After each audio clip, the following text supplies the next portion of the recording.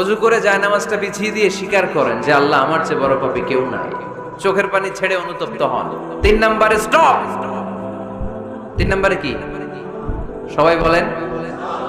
Stop মানে কি? থামেন। আর না, অনেক আগ বাড়ছে, এবার একটু থামেন।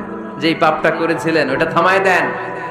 নাকি ঘুষ খাইতেছেন, সকালে ঘুষ খেয়ে বিকালে মাফ চাবেন, বিকালে ঘুষ খেয়ে আবার রাতে মাফ চেয়ে নিয়ে, এটা আল্লাহর সাথে গেম খেলা হয়ে যায়, ঠিক কিনা? আল্লাহর সাথে গেম খেলা যাবে? আল্লাহর সাথে কৌশল করা যায়? সব কৌশলীর বড় কৌশলী কে? কেউ যেটা পারে না, পারে কে? স্টপ, থামেন। To stop what you have committed from sins, যে পাপ আপনি করেছেন এটা থামায় দেন, আর ওটা করা যাবে না। 4 নাম্বার শর্ত হলো টু হেট, ঘৃণা করতে হবে। যে পাপটা করে ফেলছিলেন এটা মনে প্রাণে ঘৃণা করতে হবে, মন থেকে এটার